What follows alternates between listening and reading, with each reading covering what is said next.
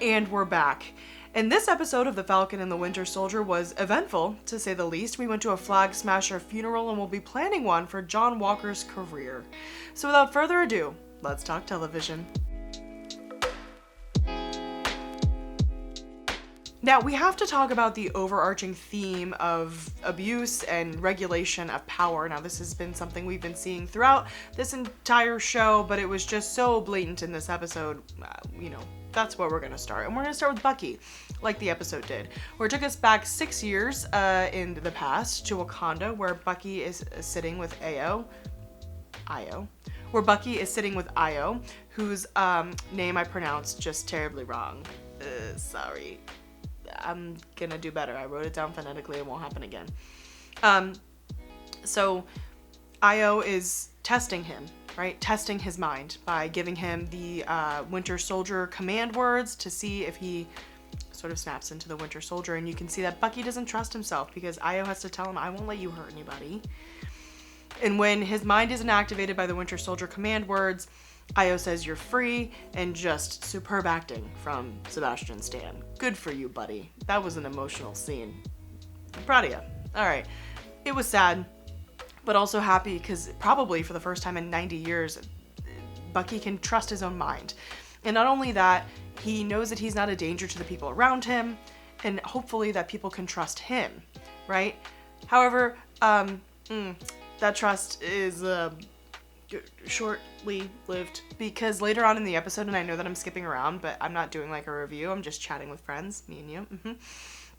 Later on in the episode, when the Dora Milaje come in to take Zemo, as Io said she was going to in the beginning of the episode, she gets sort of into a scrap with Bucky, and she dislocates his arm. His vibranium arm, and it just falls to the floor. And the look of shock and betrayal on Bucky's face, ooh, it was upsetting because that was a failsafe. That was a failsafe that was put in just in case Bucky became a problem.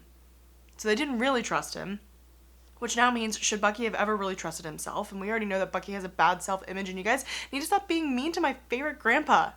I love him. It's not a phase, Mom. Anyway. I'm wearing way too much eyeliner to make jokes about that today. I think another important piece of the puzzle when Io detaches Bucky's arm and then also calls him James and not like White Wolf or Bucky or anything like that, I think it shows that she's maybe a little disappointed at him, right? Because she knows how far he's come, and we've seen him do some kind of heinous and probably mentally damaging to add on to his PTSD things since the beginning of this show. And in Wakanda, he was so at peace, and they worked so hard for that. I hope he can get that back. He deserves it. But, I mean, Bucky is a good guy, right? He's not the same kind of good guy that Sam is, but he's a good guy, and he's interested in doing good, right? And a lot of it is driven by the fact that he feels like a lot of guilt for who he is and what he's done.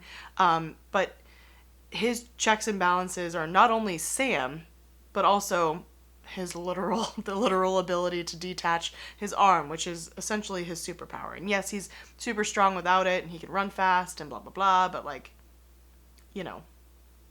Anyway, we have to move on to Karli and John, and I put them in the same category because they're basically the same character. They both represent extremes, very far extremes on either side, right? And they truly believe that what they're doing and the work that they're doing is right, and that the other person's work is wrong. They are their own checks and balances in their extremes. And Marvel has done even more by giving them both sort of this villain origin story plot line where somebody close to them has died, and that's fueling them to act sort of irrationally within their own extreme ideology that already exists, right? So we saw that when Mama Danya died, Karli went and she blew up this building that had people in it, which is something she hadn't done previously before, right? And now we're seeing John, who lost Lamar. I have a lot to say about that as well. We'll get to that later. He kills somebody with the shield very publicly. And that was, I'm sure, shocking for like a lot of Marvel fans to have seen like the blood-stained shield. That's not what that's for. And so, we have this very important symbol to people in this fictional world, but also people in our actual world, Captain America means a lot to a lot of people. You can barely go a day walking in public without seeing some dude in a Captain America t-shirt and khaki shorts. So, I thought that was very interesting and bold of them to do, right? But I think that, we see the boys, as in Sam and Bucky, as more neutral and also good than them. So they also exist to be a check and balance for these extremities as they're trying to take care of the Flagsmashers and they're trying to also take care of John.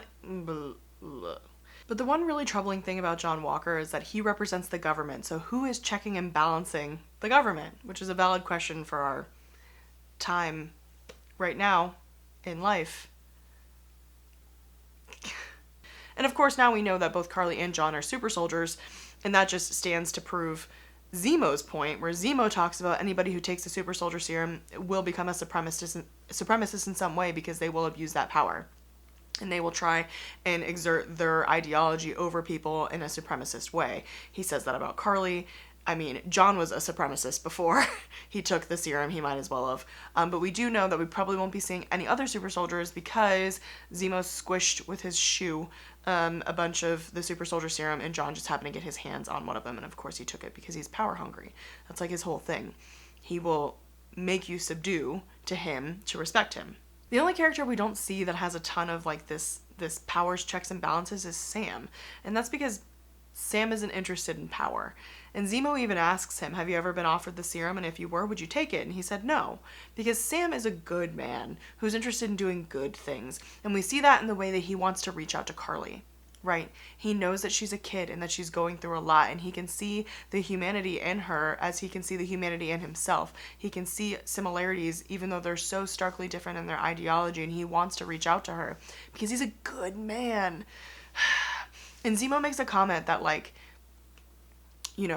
when he's talking about how everybody with the serum is a supremacist, they're like, well, what about Steve?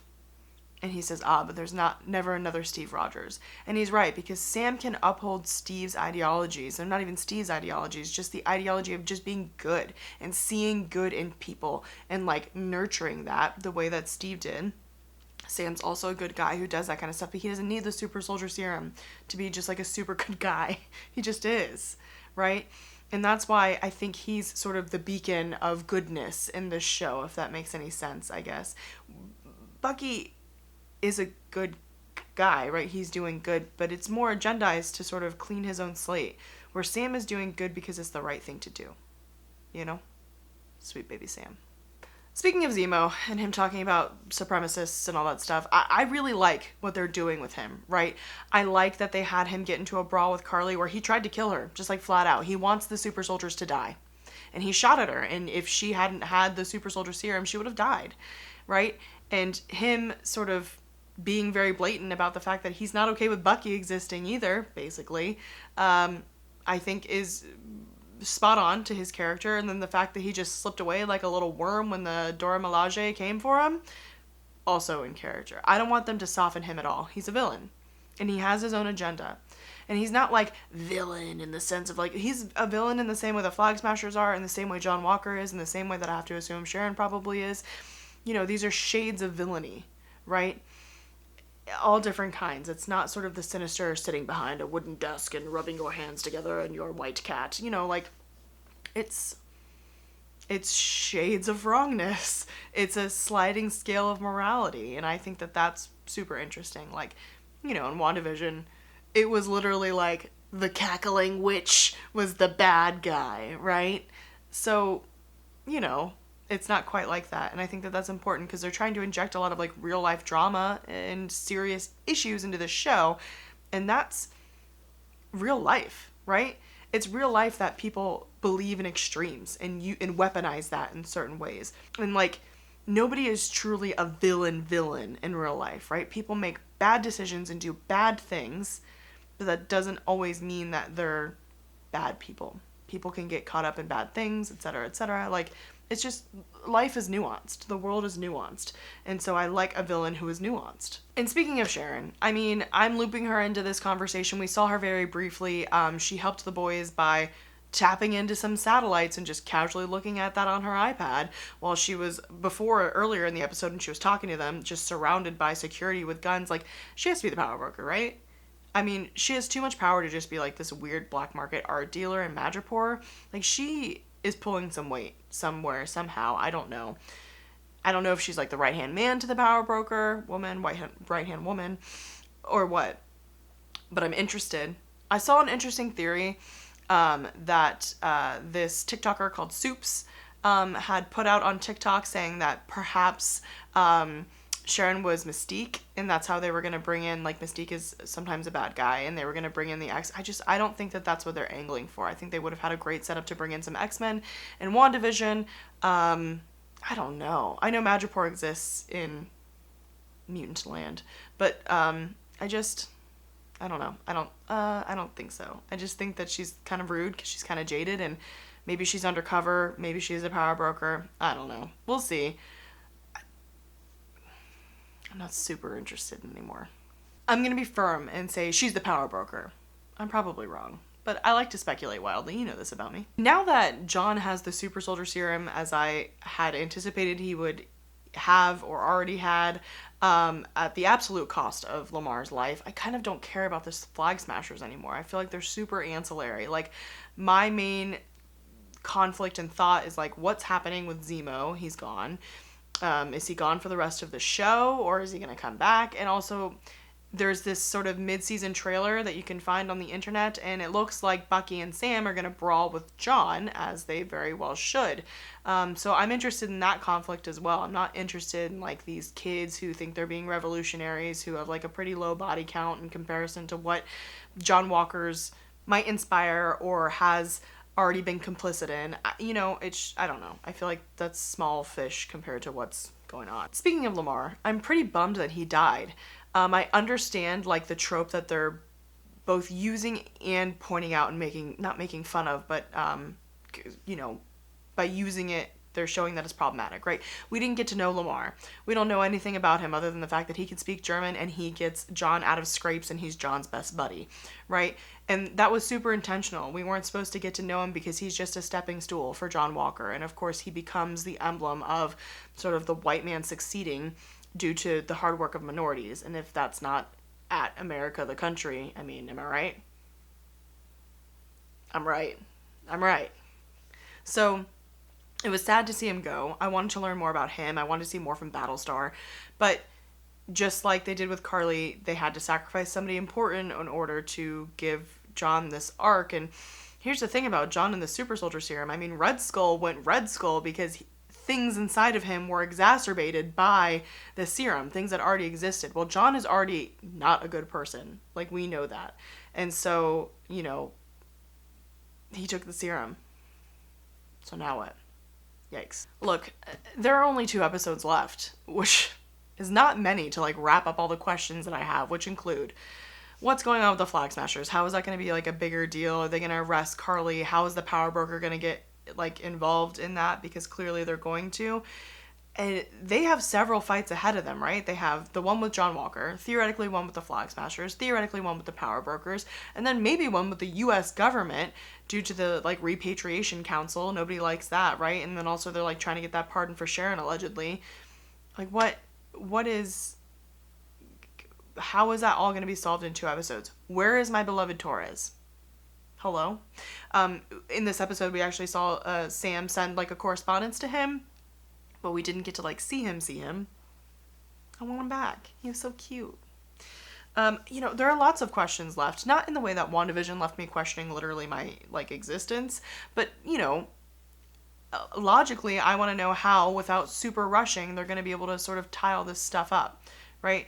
Sam obviously eventually gets the shield, I think, unless all of those promos that we kept seeing were, like, in the past. And that would be annoying. But I don't think that's true. I think at the end of this, it's going to be Bucky and Sam, you know, going and doing Bucky and Sam things. I hope. I don't know. That's one of the questions I also have left. What's Buck going to do after this? Is he gonna have a normal life? He doesn't have any family like Sam does to tie him to a place or location. Maybe he goes back to Wakanda and hangs out with Shuri. I don't know. You know, when he met with Io in the alley at the beginning of this episode, they sort of zoomed out and you saw the floor. And one side was black with a white stripe, and the other side was white with a black stripe. And it's just kind of like, I think they're hinting at, like, you know, Buck not knowing what's up, not knowing what the future holds. I don't really know. So I'm interested in that as well. I'm really enjoying this show, but you know what it means that there's only 2 episodes left? It means that in a month, we're getting the first episode of the Loki show, and I'm super psyched for that. And let me tell you, I've been super psyched for the Loki show since we heard we were going to get one. I was even more hyped for that than I was for WandaVision, because I was very trepidatious of what they were going to do with Wanda, and I just, like, but I'm so excited for the Loki show. I am ready for some chaos without the heartbreak of WandaVision. It was a great show, don't get me wrong. I'm just ready for some tomfoolery, and some, like, funny, and, like, you know, I'm ready for it. Let's go. I'm ready to see Loki as DB Cooper. I want to see him as in weird, just, like, other historical things that he doesn't belong in. I'm ready for that. So, pretty excited. But yeah, I enjoyed this last episode. I want to learn more. I'm just hanging on for the ride. I hope that you guys are enjoying it too. It's real rock'em sock'em punch boy time, which I'm into.